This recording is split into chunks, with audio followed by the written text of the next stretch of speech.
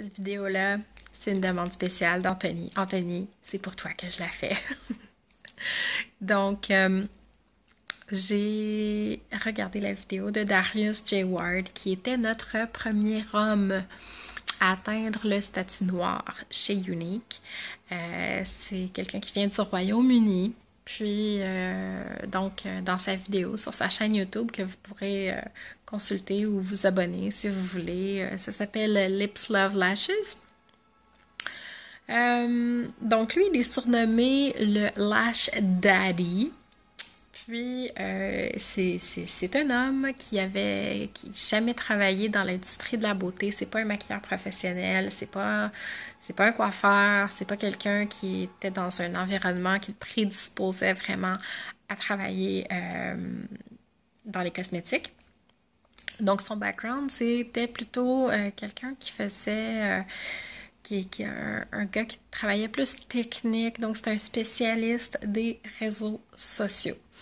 Puis lui, quand il a été approché, ou en fait quand il a pris connaissance de l'opportunité d'Younique, ça n'a jamais été dans son optique de présenter les produits ou autres. Donc, il prenait de l'information, puis ce qui l'intéressait, sa curiosité, son désir, c'était plutôt de pouvoir travailler puis couvrir l'aspect technique, l'aspect réseau social de la chose, puis de laisser la partie présentation, produit, consultation avec les clients à quelqu'un d'autre. Mais ça, c'est à cause d'une croyance face à lui-même, une croyance qui était limitative envers lui-même. Puis quand il a pris connaissance de cette fausse croyance-là, de cette croyance-là qui le limitait, en fait, la croyance étant que vu que je suis un homme, je peux pas, vu que je suis un homme, je peux pas faire ça, ça me limite. Quand il a eu conscience de cette limitation-là qui se mettait, c'est là qu'il s'est dit, ben finalement, si je vais être capable de l'aider des femmes à faire ce travail-là, il faut moi-même que je sois capable de le faire.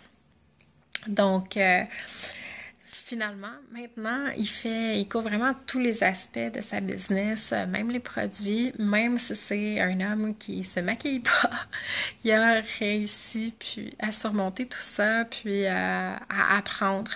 Puis de quelle façon est-ce que lui a commencé finalement pour faire ses ventes, vu qu'il ne se maquillait pas au début, il fonctionnait seulement par référence de clientes. Donc, il y avait, même si c'est un homme, il y a des amis filles.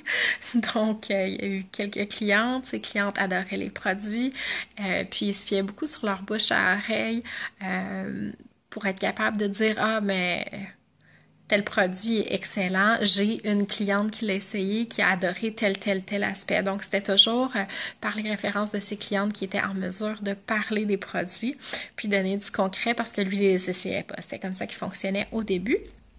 Puis, à force de partager les histoires d'autres personnes, on apprend énormément. Puis, souvent, si vous entendez le dicton... Fake it till you make it. En fait, c'est un peu ça aussi. C'est que quand on voit des gens qui réussissent bien puis qui racontent leur histoire, de se souvenir de ces histoires-là puis de les raconter à d'autres pour illustrer que c'est possible ou autre, c'est vraiment une façon qui l'a aidé, lui, à avancer. Puis, à force de partager ces histoires-là, ça faisait partie de son discours, ça faisait partie... c'est quelque chose qui... C'est un art que de raconter les histoires puis les anecdotes, puis ça parle plus aux gens souvent que juste un raisonnement logique. Donc, lui, c'est une formule qui l'a beaucoup aidé à progresser, puis dans son recrutement, ça a été beaucoup de ça.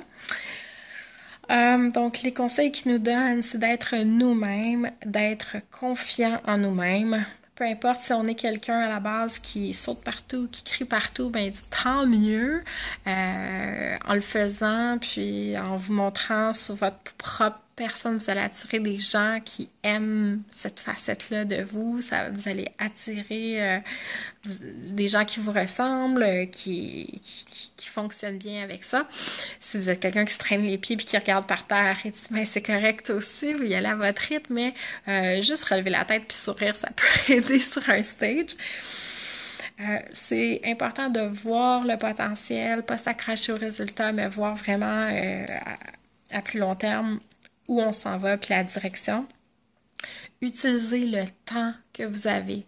Donc, que ce soit une semaine de 90 heures, que ce soit 10 minutes, ça fait pas vraiment de différence. L'important, c'est d'être efficace avec notre temps, puis de l'utiliser au meilleur de nos possibilités. Donc, scheduler nos posts, ça fait partie de ces conseils les plus précieux.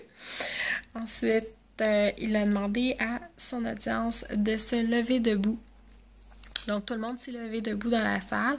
Il leur a demandé de s'étirer au maximum, lever les bras dans les airs. Donc, tout le monde a levé les bras dans les airs et se sont étirés. Puis là, il a dit, maintenant, je veux que vous vous imaginiez qu'il y a 200 millions de dollars accrochés au plafond. Et même si tout le monde pensait être étiré au maximum, il dit, vous voyez, vous avez tous été capable d'augmenter d'1 centimètre ou de 2 centimètres la portée de vos bras.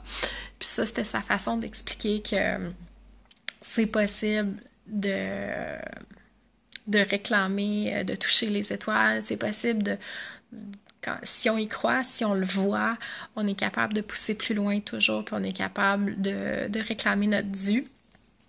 Donc, il disait attraper les étoiles, puis le temps va passer d'une façon ou d'une autre, mais où serez-vous dans 90 jours? Donc, c'était le mot de la fin de notre grand Darius Ward qu'on aime beaucoup. J'espère que ça vous a plu. Bonne soirée!